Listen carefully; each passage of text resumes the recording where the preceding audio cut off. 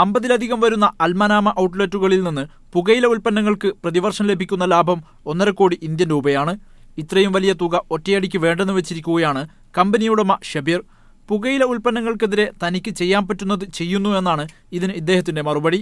എൻ്റെ കടയിൽ വരുന്ന ഒരു ഫാമിലിയോ അല്ലെങ്കിൽ ഒരു ബാച്ചിലറോ ആ ഒരു നിമിഷം സിഗരറ്റ് വാങ്ങി വലിക്കാനുള്ള ഒരു ബുദ്ധിമുട്ട് ചിലപ്പോൾ ഒരു ഹാഫ് ആൻ അവർ ആയിരിക്കും, അല്ലെങ്കിൽ ഒരു 10 മിനിറ്റ്, ആ ടൈമിങ്ങിലെങ്കിലും ഈ സിഗരറ്റ് വലി നിൽക്കുമല്ലോ എന്നൊരു ധാരണയോട് കൂടിയാണ് ഞാൻ എൻ്റെ എല്ലാ ഔട്ട്ലെറ്റിൽ നിന്നും ഈ സിഗരറ്റ് പിൻവലിച്ചത്. 3 വർഷം മുന്നേ പുകയില ഉൽപ്പന്നങ്ങൾക്കെതിരെ ക്യാമ്പയിൻ ആരംഭിച്ച ഇദ്ദേഹം 2014 പുകയില ഉൽപ്പന്നങ്ങൾ പൂർണ്ണമായും പിൻവലിച്ചു.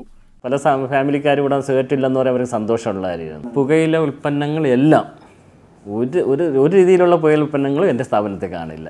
അതൊരു എടുത്ത തീരുമാനമാണ്. അത് റീതിങ്ക് ചെയ്യുന്ന ഒരു പരിപാടിയേ ഇനിയില്ല. ആദ്യം സ്വന്തം ജോലിക്കാരിലാണ് പുകയില വിരുദ്ധ ക്യാമ്പയിൻ ആരംഭിച്ചത്. UAE വിവിധ എമിറേറ്റുകൾ ഇദ്ദേഹത്തിന്റെ നടപടിയെ ആദരിച്ചിരുന്നു. കോടികളുടെ അറ്റാദായമുള്ള പല റീറ്റെയിൽ ശൃംഖലകളും പുകയില ഉൽപ്പന്നങ്ങളുടെ വിൽപ്പന തുടരുമ്പോഴാണ് സാമൂഹ്യ പ്രതിബദ്ധതയുടെ പുറത്ത് ഒരു മലയാളി ബിസിനസ്സുകാരൻ വഴിത്തിരിവ് സൃഷ്ടിക്കുന്നത്. Haris Arikkulam, media 1, Dubai.